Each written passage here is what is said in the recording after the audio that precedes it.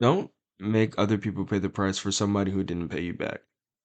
And what I mean by that is truly understand the fact that when you go into a new relationship, a new friendship, that a lot of people don't understand what you have going on.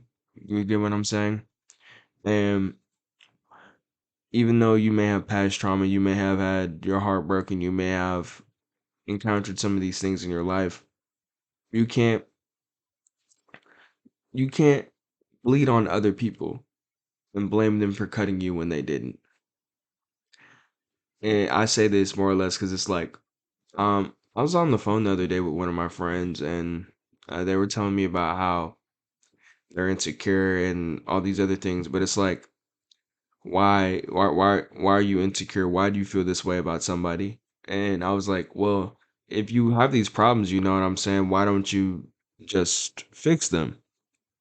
And when I was said that, they were like, well, it's just it's this, and this. But it's like, if you want your relationship to last, your friendship to last, y- you can't you can't treat other people differently for something that they didn't do.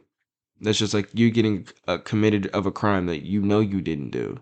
You know what I'm saying? Like, why am I being punished? You're sentenced to 10 years in jail. Like, for what reason? I ain't even do nothing.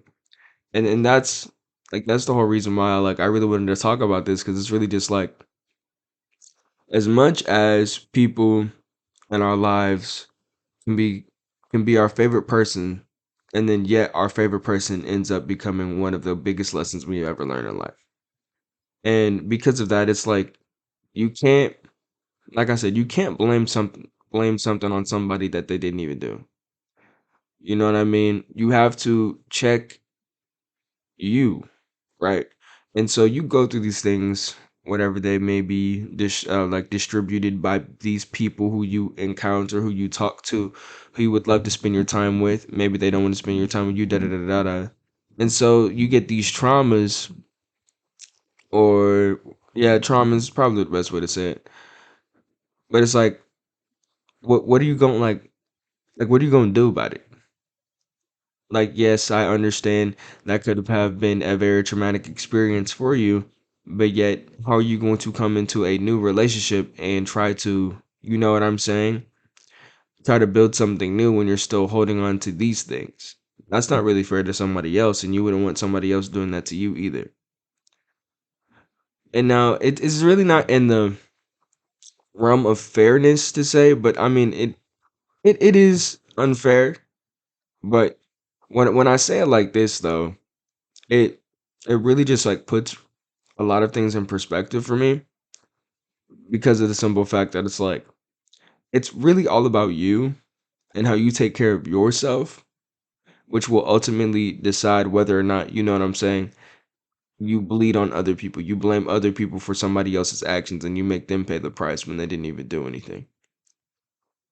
Because it's like, if you address these problems, if you address these things, then these are some of the things you will not have to worry about at all, right? And if you didn't have to worry about these things, then everything would be great. And I feel like it comes with a level of accountability as well, because you can't, you know what I'm saying? You can't be like, oh, you did this to me, da da da da da da. When they're like, well, I just got here, bruh, and you're already like blaming me for stuff and doing all this. I think this is a prime example of self-sabotaging as well.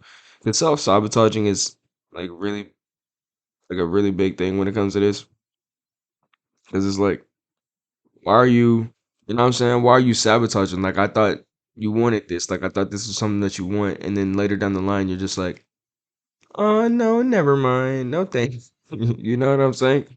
And there's nothing wrong with changing your mind. Like, there's nothing wrong with that. But what I'm saying is, it's like people will put themselves into like different situations with different people. And then while they're there, they'll just get like a reminder of like what they went through. And it's not even like necessarily saying that like you or the other person did something wrong. It's just a simple fact that you're not healed. And you don't have to be completely healed to talk to somebody. That's not what I'm saying at all.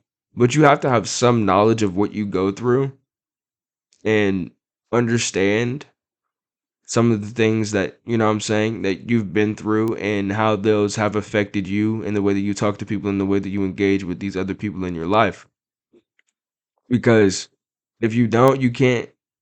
It's it's really like going into the woods with no camping gear, no way to start a fire, no nothing, and you're just bare bones, and you have no knowledge of camping either. So you're just balls to the walls. You're just winging it. Right. And so I really, me, Sheriff Walker, I think it's really just a matter of you being prepared for the situation and you knowing how to best equip yourself and understand yourself to be like, hey, you know what? I do struggle with this when I talk to new people. That's not anybody's fault but that person. So I will not, you know what I'm saying? It's really all about that. That's what I really wanted to talk about today. Because you can't blame somebody else for cutting you who didn't cut you. And you can't bleed on people because you're not healed from somebody else's wound that they created. All right. Thank you for coming back to another Sheriff Walker video today. I'll see y'all. Thank y'all for coming back with me. Hey, T up, stay up, and stay blessed.